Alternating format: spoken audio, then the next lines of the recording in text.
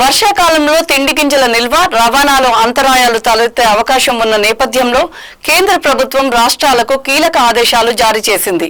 June నుంచి మొదలయ్యే వర్షాకాలం వరదల వంటివి రాష్ట్రాలకు అడ్డంకులుగా మారవచ్చన్న అంచనాల నేపథ్యంలో అన్ని రాష్ట్రాలు, కేంద్రపాలిత ప్రాంతాలు జాతీయ ఆహార భద్రతా చట్టం కింద ఆగస్టు 2025 వరకు అవసరమైన తిండి ధాన్యాలను ముందుగానే లిఫ్టింగ్ చేసి పంపిణీ చేయాలని స్పష్టం చేసింది. 3 నెలల కోటాను ఒకేసారి పంపిణీ చేయాలని నిర్ణయించింది.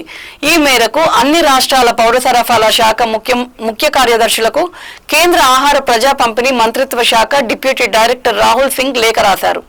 మే 30లోగా జూన్, జూలై, ఆగస్టు నెలలకు సంబంధించిన సరుకును లబ్ధిదారులకు అందించాలని పేర్కొన్నారు.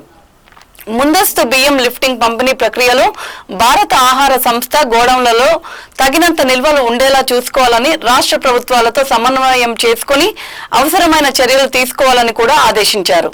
ఈ ఉత్తర్వుల సంబంధిత అధికారుల అనుమతి మేరకు తక్షణం అమల్లోకి వస్తాయన్నారు. ఏప్రిల్ కోటా రేషన్ బియ్యం పంపిణీ ప్రక్రియ పూర్తవుతున్న నేపథ్యంలో వచ్చే జూన్లో 3 నెలల కోటాను విడుదల చేస్తామని రాష్ట్ర ప్రభుత్వం కేంద్రానికి తెలియజేసినట్లు సమాచారం. ప్రతి నెల 1.75 లక్షల మెట్రిక్ టన్నుల బియ్యం అవసరమైన నేపథ్యంలో 3 నెలలకు సంబంధించి సుమారు 5 లక్షల మెట్రిక్ టన్నుల బియ్యం అవసరం. రాష్ట్రంలో సన్నబియ్యం పంపిణీ చేస్తున్న కారణంగా గోడౌన్ల నుంచి సన్నబియ్యం నిల్వలను సమీకరించి వచ్చే నెలలో 3 నెలల రేషన్ కోటాను విడుదల చేసేందుకు పౌర సరఫరాల శాఖ సన్నాహాలు చేస్తుంది.